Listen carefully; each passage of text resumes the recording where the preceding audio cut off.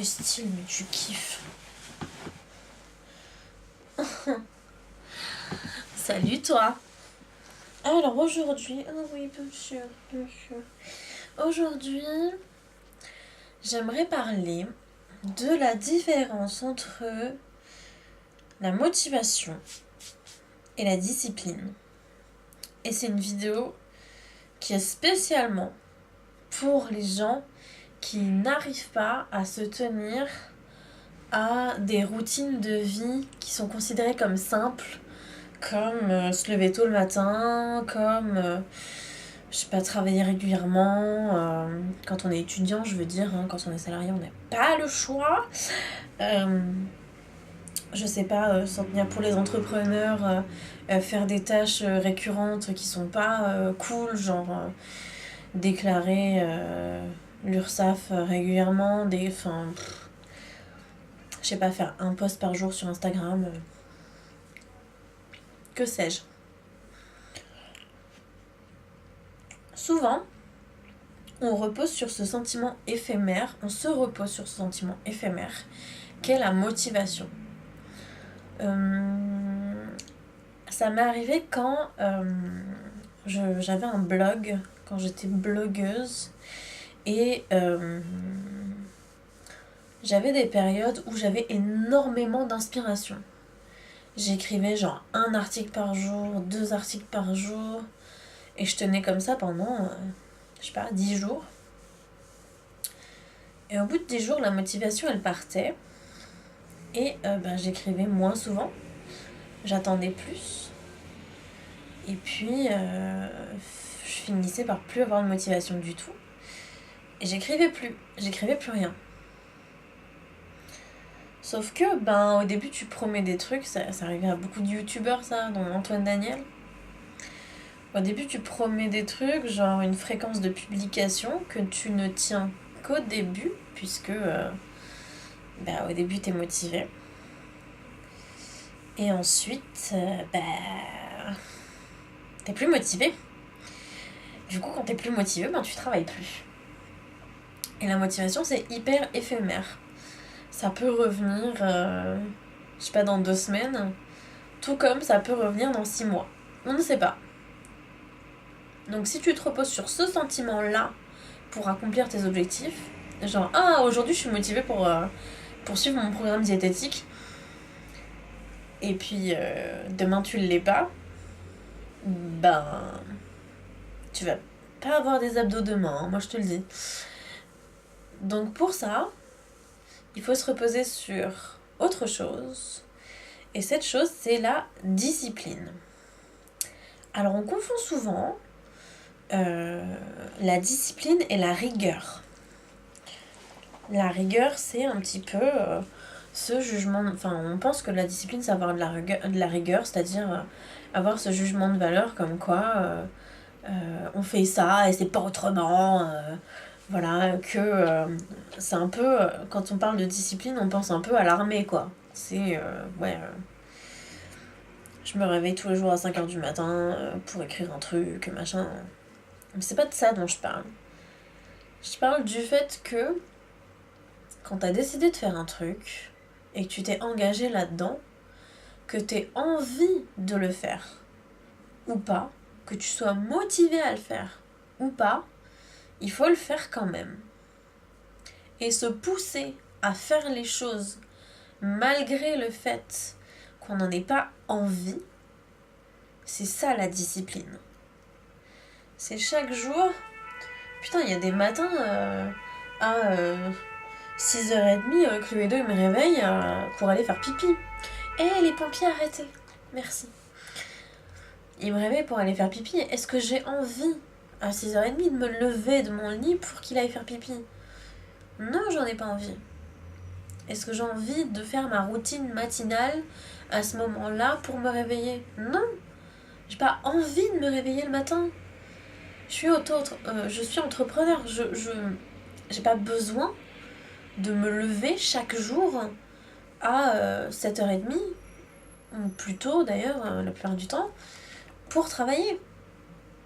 J'en ai pas besoin, je suis pas obligée de le faire. Et donc, Les jours où je suis pas motivée, je pourrais très bien ne pas le faire. Et d'ailleurs, aujourd'hui, je l'ai pas fait. Je me suis levée à 7h30 plutôt qu'à 6h50. Est-ce que ça impacte mon business quand je me lève plus tard? Oui, clairement. Est-ce que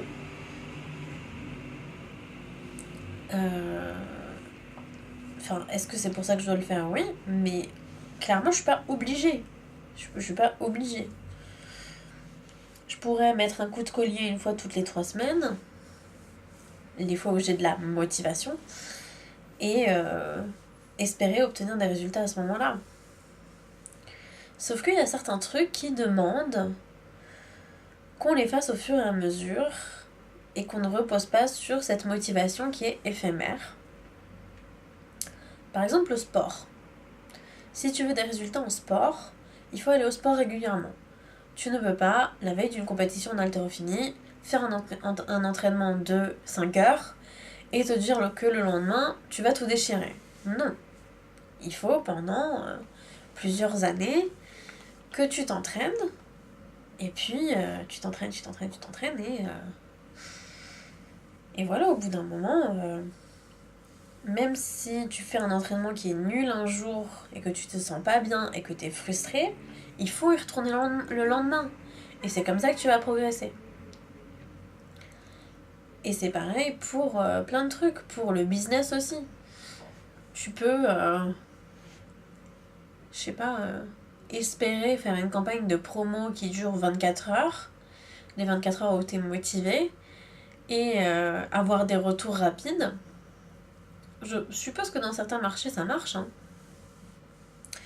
Mais tu seras quand même plus efficace si tu apprends aux gens qui sont intéressés par toi à te connaître et que tu te connectes avec eux tous les jours et que tu postes du contenu tous les jours, régulièrement, pendant longtemps.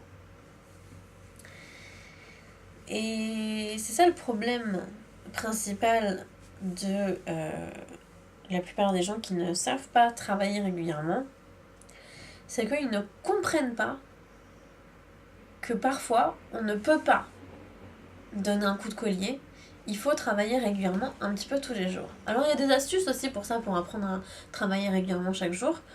La première astuce, c'est quand on est motivé de se retenir un peu.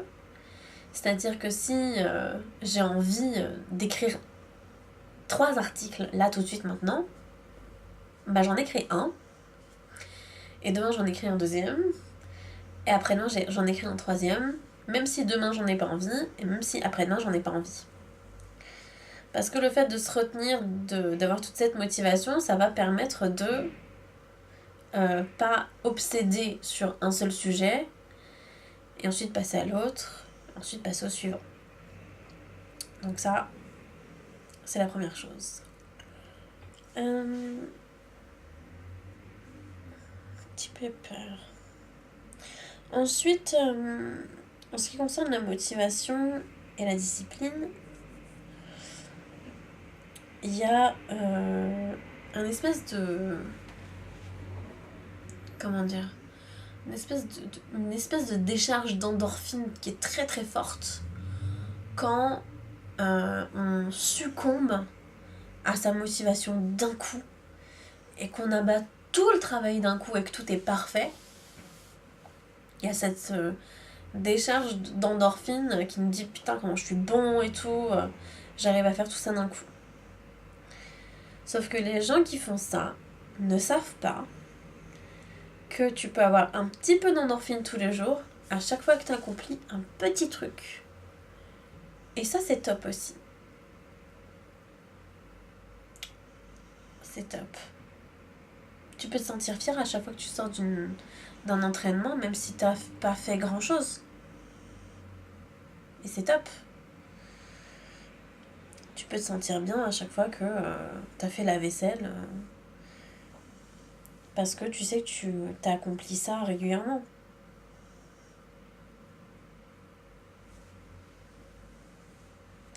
Tu peux te sentir bien à chaque fois que tu sens que tu t'occupes bien de ton chien aussi, quoi. Donc, il y a tout ça à prendre en compte. Je crois que je suis un peu fatiguée et que je suis en train de m'épuiser sur le sujet. J'ai plein de techniques comme ça que j'apprends aux gens que je coach. Euh, Parce que la plupart ne savent pas comment faire, ne savent pas par où commencer. Ils ont l'esprit partout et nulle part à la fois. Et du coup, il faut leur apprendre à se canaliser et à mettre en place des choses très concrètes. Ici et maintenant. Pour ça, l'hypnose, ça marche très bien. Voilà, c'est tout. J'espère que cette vidéo t'a plu. Et si t'as une question, ose la poser en commentaire et j'y répondrai au mieux. Allez, bisous.